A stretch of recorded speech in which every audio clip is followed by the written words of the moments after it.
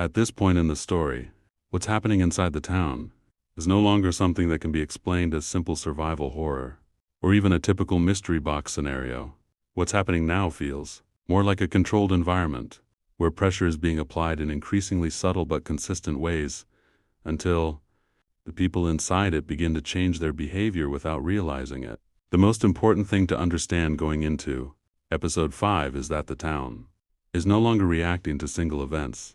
It is reacting to accumulation. Every fear, every strange voice, every moment of doubt, every confusing interaction, every memory gap, every unexplained situation is not isolated anymore. It is stacking, layer after layer after layer. And that stacking effect is what creates the psychological collapse we are starting to see, because when human beings are placed in an environment where they cannot fully trust their senses, their memory, or each other, the mind begins to compensate by creating patterns that may or may not exist. That is where paranoia is born. And paranoia, once it reaches a certain threshold, stops being an emotion and starts becoming a lens through which everything is interpreted. That is the state the town is entering in Episode 5. Not confusion, not fear, but interpretive instability, meaning every single event is now filtered through doubt before it is even processed. And once that happens, reality becomes subjective on a group level. That is the beginning of the real breakdown, not physical survival, but shared perception. The man in yellow continues to stand out in this entire narrative structure because he does not behave like a normal antagonist. He does not follow consistent physical patterns like the other creatures. He does not rely on direct confrontation in the same way. Instead, his influence feels distributed, fragmented, indirect. It feels like he exists in the space between decisions rather than in the decisions themselves. And that is a very important distinction. Because if a being can influence the space between thought and action, then it does not need to force behavior. It only needs to nudge it, slightly, repeatedly, over time. And that is what Episode 5 seems to be building toward. We may start seeing more situations where characters make decisions that feel slightly off, not completely irrational, not obviously manipulated, but just misaligned. A wrong turn taken at the wrong time, a conversation that escalates too quickly, a moment of trust that should not have been broken, a hesitation that leads to consequences. And the key detail is that none of these things will feel supernatural on the surface.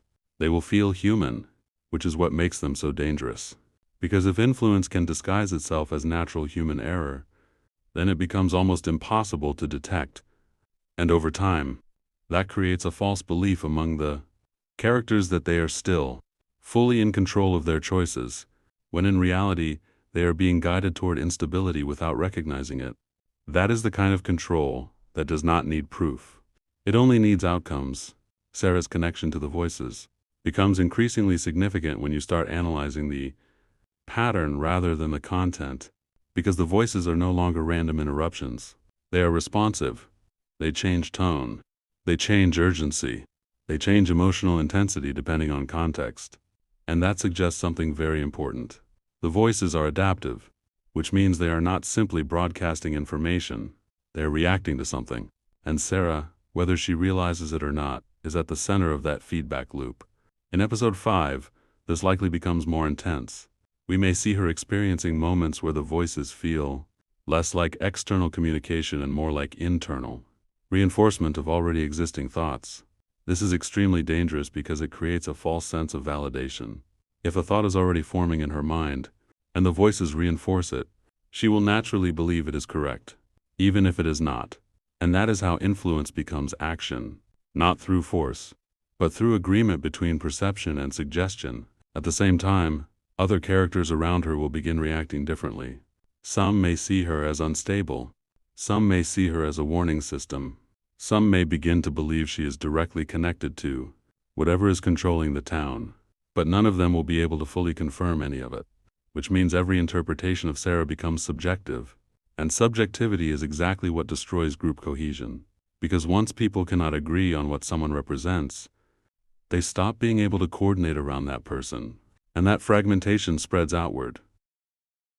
The shape-shifting concept is one of the most psychologically damaging ideas introduced in the entire story of from because it removes the most basic assumption that human beings rely on in every interaction: identity consistency. Normally, people assume that if they spoke to someone yesterday, they are speaking to the same person today, but shapeshifting removes that assumption entirely. And once that assumption is gone, every interaction becomes unstable. In episode 5, this is likely where we see the full psychological impact begin to surface. People will start reevaluating past conversations. They will start noticing small inconsistencies that were never important before but now feel suspicious. They will begin testing each other indirectly, asking questions they already know the answers to, watching reactions instead of listening to responses. And over time, communication stops being about understanding and becomes about verification. That shift is extremely important, because verification replaces connection, and when connection is replaced, relationships become transactional. This means people stop trusting emotional familiarity. They start trusting patterns instead. But even patterns become unreliable in this environment, which leads to the final stage: complete interpretive breakdown of social identity. At that point, even familiar faces lose their emotional reliability. And once that happens, isolation becomes the default state of mind. At this stage of the theory, what is happening is no longer just distrust or paranoia. It is fragmentation. The town is not just dividing socially, it is dividing perceptually. Each group, each individual, begins constructing their own internal version of what is happening based on limited and inconsistent information. This creates multiple overlapping interpretations of the same environment, and none of them fully match. That is the key problem, because when people operate on different versions of reality, coordination becomes impossible. Even simple tasks become complicated. Even basic communication becomes misaligned. Even shared goals become contradictory. Episode 5 likely shows early signs of this breakdown in very subtle ways.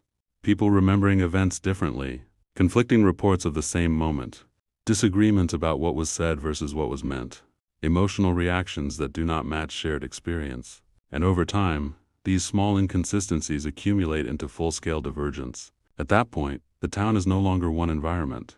It is multiple subjective realities occupying the same physical space. And that is when survival becomes almost impossible to coordinate. Because survival requires agreement. An agreement no longer exists. By the end of episode 5, the most important shift is not going to be a reveal or a monster or even a death. It will be the collapse of consensus reality. At least one major character will likely reach a breaking point where they can no longer trust external validation at all. At that moment, their internal perception becomes their only reference point. And once that happens, they stop participating in shared reality entirely. They begin acting based on internal certainty instead of external confirmation. This is extremely dangerous because it removes them from group logic. And when multiple individuals reach this state at different times, the town stops functioning as a unified system entirely. At that point, the man in yellow does not need to do anything further, because the environment has already achieved its end state: a population that no longer agrees on reality, no longer trusts perception, and no longer operates collectively. And in that condition, escape is not just difficult. It becomes conceptually impossible, because escape requires shared understanding of direction, threat, and goal. And none of those things exist anymore in a stable form. Episode 5 of From represents more than just a continuation of the story. It represents the moment where the foundation of shared reality begins to collapse under sustained psychological pressure. Not through a single event, not through a single reveal, but through continuous destabilization of trust, memory, identity, and perception. The man in yellow does not need to be fully understood for this to happen. The voices do not need to be fully explained. The shapeshifting does not need to be confirmed. Because by the time episode 5 reaches its conclusion, the most important damage has already been done. People no longer agree on what is real, and once that happens, survival is no longer about escaping the town. It becomes about surviving inside conflicting versions of reality that cannot be reconciled. And that is the true horror of the situation. Not monsters, not darkness, but the collapse of shared perception itself.